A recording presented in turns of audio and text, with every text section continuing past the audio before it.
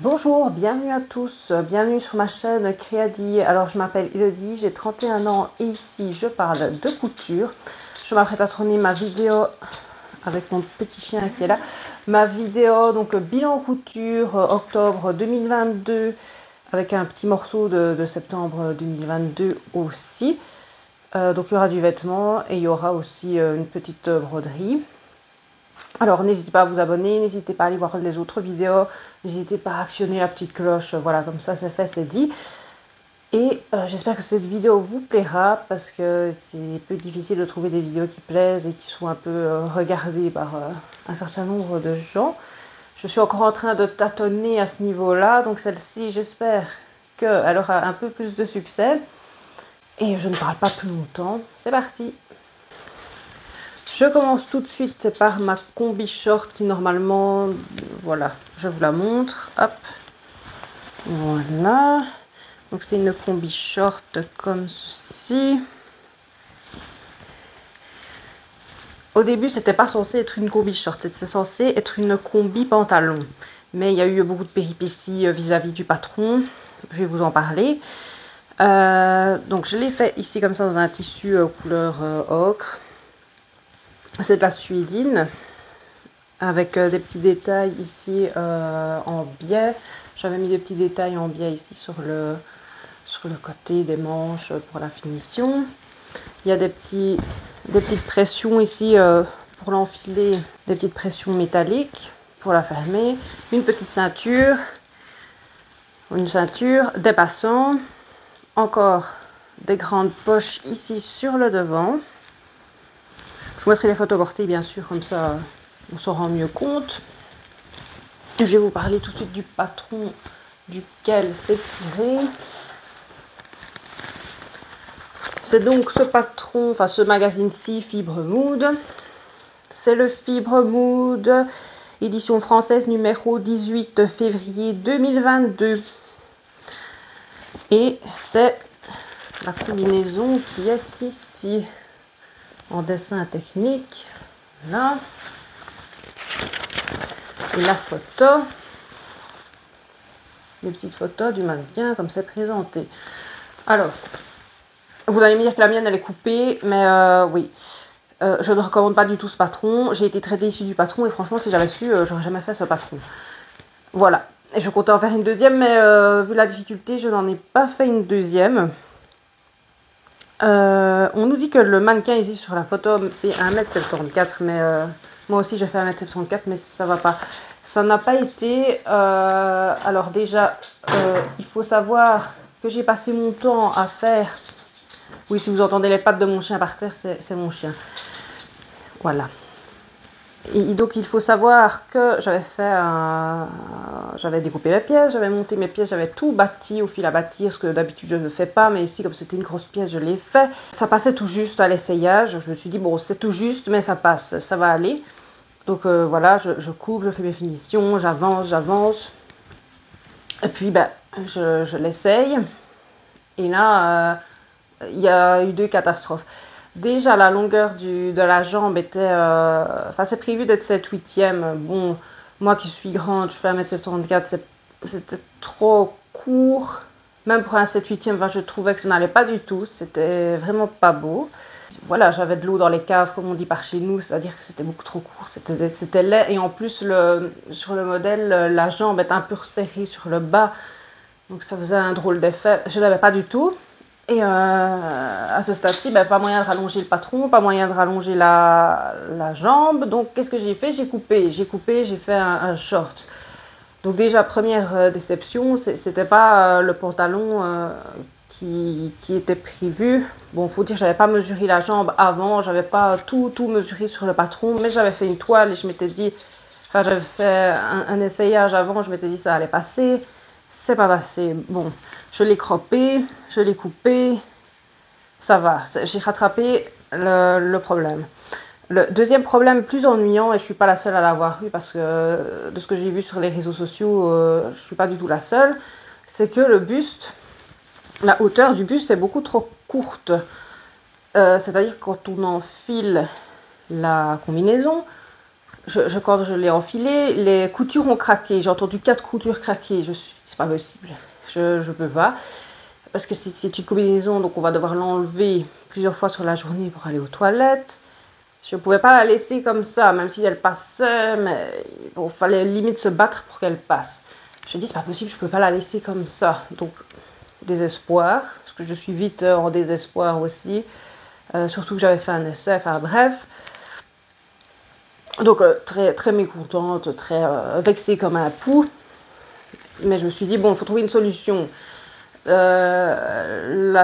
ne pas la jeter, la solution que j'ai trouvée, c'est simplement de venir remettre une bande ici de 5 cm, là, hop, tout le long, devant, derrière, qui n'est pas prévu et qui est caché par la ceinture, mais qui de base n'est pas prévu pour pouvoir avoir plus de hauteur pour un enfilage plus aisé du vêtement. Ce qui me fait dire au final que j'ai détesté ce patron. Je ne le recommande pas, ne le faites pas. Si vous choisissez, si vous voulez faire une combi, ne prenez pas ça, prenez autre chose. Voilà, mon avis est déterminé à ce niveau-là. Il ne faut pas prendre cette combinaison. Donc c'est la combinaison Moira de Fibre Mood. Je ne recommande pas. Mais ici, bon, elle est jolie, je m'en suis sortie, ça va. Bon, qu'est-ce que je peux dire d'autre? Je peux dire que c'est une suédine. Le tissu vient de chez Drissenstoffen. Je l'ai acheté, je l'ai commandé en août 2022. Il doit encore être sur leur site, mais si vous voulez voir mon haul Drissenstoffen août 2022, il y a la vidéo qui existe déjà. Comme ça, vous avez toutes les informations pour si vous voulez recommander ce tissu. Ça devait être une histoire de 8 € du mètre, donc pas très cher. Il y avait plusieurs couleurs. Alors ici sur l'envers, vous voyez, c'est une couleur différente de l'endroit. Et il y avait aussi tout un travail de surpiqûre. Ici, va tout le long de la jambe, le long de la poche. Donc j'avais vraiment passé mon temps pour tout ça. Et c'est vrai que quand je me suis rendu compte que je ne rentrais pas beaucoup dedans et que ça craquait de partout, j'étais vraiment pas contente. Bon. Mais ça va, je m'en suis sortie. Mais clairement, je n'en ferai pas une deuxième. Bobine, quoi, tu veux te mettre à côté de moi? Viens, saute. Sur la chaise. Oui, mets-toi là. Oui. Ok, voilà. C'est Bobine, mon petit chien. Très collante. J'ai dû lui mettre une caisse à côté de moi pour qu'elle vienne, mais elle n'a pas l'air de vouloir coopérer. Elle veut venir sur mes jambes. On saute. Allez. Voilà. Bon, je sais pas. Est-ce qu'on va réussir à trôner avec toi là? Hop. On va passer au deuxième vêtement. Hop. Qui n'est pas très repassé, je me rends compte. Là, bon, voilà. Faut pas trop regarder le repassage. C'est pas trop bien fait. C'est donc un pantalon en velours marron, c'est du velours ras. Hein. Voilà. C'est du velours de petits poils vraiment ras. Voici le pantalon. Encore une fois, il n'est pas repassé. Je vous mettrai des photos portées, c'est quand même plus joli. Alors, ce petit pantalon, je vais vous montrer d'où je l'ai tiré. C'est ce modèle-ci. Et ça vient de ce magazine-ci. C'est donc le fait main numéro 466 novembre 2020. Et globalement, je suis très contente de ce pantalon. Il taille très bien. J'ai juste dû reprendre 1 cm de chaque côté parce qu'il était un peu large, mais franchement, par rapport à ma taille habituelle, très bien. Rien à dire. Il y a eu une petite péripétie aussi au niveau de la fermeture. Donc ici, vous voyez, j'ai mis une ceinture qui normalement n'est pas sur le modèle de base parce que tout simplement, c'est pas une ceinture. C'était censé être une parenture. Donc je commence mon pantalon, je fais mon pantalon. Je monte mon zip. Une fois qu'il est porté, on ne voit pas le zip. Ici, on le voit un peu, mais une fois que c'est porté, on ne le voit pas. Donc, je fais mon zip. Mais je ne lis pas les instructions. Donc, je fais mon zip, mais tout près du dessus du pantalon, alors que je devais le décaler vers le bas. Comme ça, je pouvais mettre mon crochet juste au-dessus du zip et replier ma parmenture sur l'envers du pantalon. Mais je me suis rendu compte que j'avais mis mon zip comme d'habitude, mais je l'avais posé trop haut. Donc de là, j'étais déjà énervée contre moi-même encore. Et je me suis dit, soit je défais tout ce dont j'ai horreur de faire, soit je le porte comme ça, sans crochet, et en avant, on n'en parle plus. Voilà, mais je n'avais pas non plus, parce que je me dis, si le pantalon se défait au fur et à mesure que je le porte, ça ne m'arrange pas non plus. Ou je m'arrange avec la parmenture et je fais quelque chose. C'est ce que j'ai fait. J'ai pris la parmenture et je l'ai transformée en ceinture. Alors que de base, c'était pas du tout censé être une ceinture. Donc c'était coupé comme une parmenture, patronné comme une parmenture. Je me suis débrouillée pour en faire une ceinture. Et j'ai eu de la chance, ça a fonctionné. Voilà. Sinon, la petite ceinture était prévue aussi là, dans le modèle. Avec les petits passants. Les grandes poches sur le côté. On a des grandes poches. On a des petits plis. Enfin, un peu petits quand même là. C'est des plis quoi. Et c'est une jambe large. Et une jambe qui tombe bien grand quoi. Bien long. Comme on aime. Et sur le dessus, bien sûr, le fameux crochet donc, que je me suis bien cassé la tête pour pouvoir le mettre. Il est aussi très doux au porter.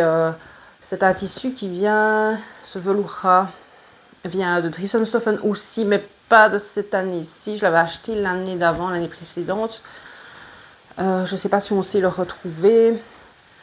Mais il est vraiment très doux, très léger, très fluide et très confortable à porter, très chouette, très fin aussi, enfin assez fin, mais c'est une bonne qualité. Je ne regrette pas d'avoir utilisé ce velours là. Oui, on va parler de la blouse que je porte sur moi parce qu'elle a aussi été faite à cette période-ci. Le patron n'existe pas parce que je l'ai dessiné moi-même, donc il n'est pas dans le commerce. Non, il n'y en a pas. Il est fait, voilà, j'ai dessiné sur mesure, la blouse sur mesure. J'ai fait le col comme ça, le col remontant. C'est un col à main, il n'est pas rajouté. Il a été vraiment coupé dans la pièce de tissu directement. C'est un tissu coton élastique. Très élastique parce que j'ai pas prévu de fermeture éclair, de boutons ni rien. Donc il me fallait un tissu élastique qui vient aussi de chez Drissenstoffen, mais il y a plusieurs années. Je ne saurais plus vous dire de quand, je ne saurais plus vous dire le prix, mais ça venait de là-bas et très bien encore en qualité, très bien, rien à dire, très, très confortable au toucher, très doux à porter. Très bien pour le travailler aussi, franchement rien à redire. Sur l'envers c'est du blanc, hein, c'est pas du gris ou du noir. Donc c'est un imprimé plus qui a été fait sur du blanc à la base. J'avais fait une parmenture aussi qui allait pour finir le petit col ici comment je pourrais dire ça, en cœur un peu. Avec les deux petites ailettes du col. Alors ici sur le côté, le derrière, c'était un peu remonté aussi pour suivre un peu le mouvement montant. Donc ici vous voyez, j'avais mis aussi pour refermer parce que la première fois que je l'ai vu, je me suis dit bon, je l'ai porté, il manque quelque chose ici sur le décolleté. J'ai demandé à quelqu'un d'autre qui m'a fait aussi la réflexion tout de suite, il manque quelque chose. Donc je me suis dit bon, allez, il faut trouver. Donc là, beaucoup de réflexion aussi. Est-ce que je mets une dentelle? Est-ce que je mets un ruban? Je voulais pas une dentelle, je voulais pas un ruban, c'était trop vu et revu. Est-ce que je mets un bouton? Puis j'avais pensé mettre un bouton Brandebourg, plus joli, pas trop les gros pour les manteaux. Mais bon, voilà, fallait qu'on rachète, machin. J'avais pensé même fabriquer moi-même un nœud, à faire un nœud chinois, donc avec un bouton chinois. Donc il y avait toutes des techniques sur YouTube pour prendre une ficelle et faire un nœud, et de l'autre côté faire une boucle, et ça faisait un petit, voilà, un petit lien. Bon, j'ai pas trop cherché à chipoter. Donc pour finir, j'ai pris un petit morceau de lien noir que j'avais déjà. Ici, donc j'ai mis un gros bouton noir, et sur les côtés, j'ai rebrodé des petites perles. Alors la chose s'ouvre pour pouvoir enfiler et désenfiler. Voilà. C'était aussi le but de pouvoir passer ma tête aisément, et de pouvoir resserrer par la suite le petit système comme ça. Les petites perles viennent de chez Action, donc c'est la boîte qui est comme ceci, qui coûte rien, de chez Action, voilà. Je ne sais pas comment ça réagit au lavage parce que je ne l'ai pas encore lavé, donc ça va être une surprise. J'espère que ça ne va pas se dépioter au lavage, parce que parfois vous avez des perles, le plastique s'en va, puis c'est dégoûtant quoi en dessous. On voit vraiment que c'est du vieux plastique. Donc j'espère que ça ne fera pas ça. Voilà, il n'y a plus qu'à espérer maintenant. Le bouton du milieu, c'est un bouton de récup que j'avais vraiment dans mon stock depuis super longtemps. Et voilà, il a échoué ici, parce qu'il allait très bien. J'ai mis une perle là, une perle ici. Et j'avais ma blouse dessinée main, patron unique, tout ça. Alors, je vous propose maintenant de passer à la broderie pour changer un peu des vêtements. Voilà. Donc, c'est la broderie de mon chien, n'est-ce pas? La broderie de Bobine. Broderie technique réaliste. Forcément, ben, le dessin n'existe pas. C'est moi qui ai décalqué ce dessin par rapport à une photo de mon chien. Donc, j'ai imprimé la photo, puis j'ai mis la photo sur le calicot, donc le tissu ici beige. J'ai tout mis contre une fenêtre, j'ai décalqué les bords du contour du visage du chien, tout ça, les détails comme j'ai pu. Et puis ben, j'ai passé mon temps à remplir. Et il y a une vidéo aussi qui a été faite là-dessus, c'est celle juste avant celle-ci, qui explique un peu la technique, les étapes de ce que j'ai fait ici. Vous pouvez voir les différentes étapes du dessin de base jusqu'à la fin, la finition. Ça peut être chouette aussi d'aller voir et découvrir cette technique. Sur mon mannequin, je vous montre mon petit pull, finalement, qui est la pièce la plus simple que j'ai faite dans tout ce petit bilan en couture. Un pull comme ceci, avec des manches assez larges, un col rond, une petite bande resserrée en bas ici, des petites manchettes assez grandes qui donnent le cachet au modèle, avec les fronces de la manche qui viennent se resserrer autour de cette petite manchette, ce petit poignet. Le dos est aussi relativement simple, hein, dans la même veine. Le voilà. Un petit pull très sympa, très facile à faire, très simple, très vite, on peut le porter passe-partout. Donc c'est ce modèle-ci. Voilà. C'est le modèle le pull Charlène qui vient du magazine La Maison Victor, édition 5, septembre-octobre 2018. Alors, patron très simple, à réaliser, très rapide. Donc comme vous voyez, c'est un peu, c'est large, c'est confortable, il n'y a pas beaucoup de retouches à faire, ce genre de patron. C'est tellement, c'est fait pour aller à beaucoup de morphologie, c'est plus large. Donc très facile, le patron, j'ai rien touché, il est tel quel comme il était dans le magazine. J'ai pas fait d'amélioration ni de changement. Alors au niveau du tissu, c'est un velours qui vient aussi de chez Dixonstoffen, qui vient du haul 2022 du mois d'août. Enfin voilà, je l'ai acheté cet été, il devrait encore être sur le site. Je ne me souviens plus du prix, mais il faut aller voir la vidéo, encore une fois vous aurez toutes les infos. Il est de qualité. Il est beau visuellement, mais je l'ai déjà porté. Et dans la voiture, avec la ceinture de sécurité qui passe, il a bouloche. Enfin, pas vraiment bouloché, mais il y a des petits specchio qui sont partis, des petits morceaux de velours qui sont partis. J'ai pas compris pourquoi. Je me suis retrouvée un peu avec du velours partout. J'espère qu'il va pas se perdre plus de matière que ce qu'il n'a perdu et que c'était vraiment, on va dire, une maladie de jeunesse du tissu qui doit un peu voilà, évacuer ce qu'il y a un peu à évacuer en trop et qu'après ça va s'arrêter. J'espère vraiment parce qu'il est quand même beau. La qualité est bonne malgré, je vous dis que j'ai été surprise par la perte de petits morceaux. Mais sinon, globalement, franchement, ça va. Voilà, sur l'envers, c'est du polyester, du velours polyester. Donc sur l'envers, c'est plus du polyester. Donc très contente de ce petit pull. Très chouette pour l'automne, très confortable.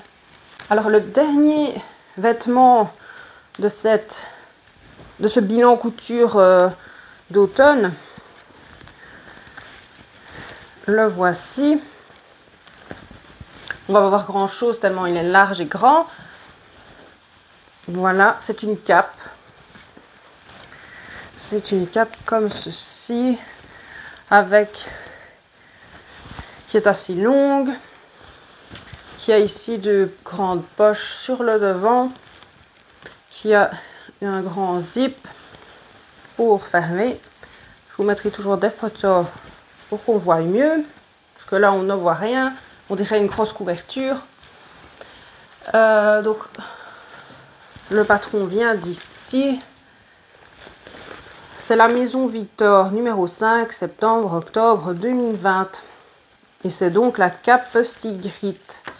C'est donc la cape qui se présente comme ceci, la cape Sigrid sur le modèle. Voilà. C'est un modèle qui est difficulté 3 quand même. Bon, ça ne m'a pas paru être vraiment une difficulté 3. C'est relativement simple, autant au niveau de la coupe qu'au niveau technique. Et bon, forcément, comme c'est très large, très large, très oversize, vu que c'est une cape, il n'y a pas d'ajustement à faire au niveau de la taille. Donc j'ai pris ma taille habituelle et c'était déjà bien grand.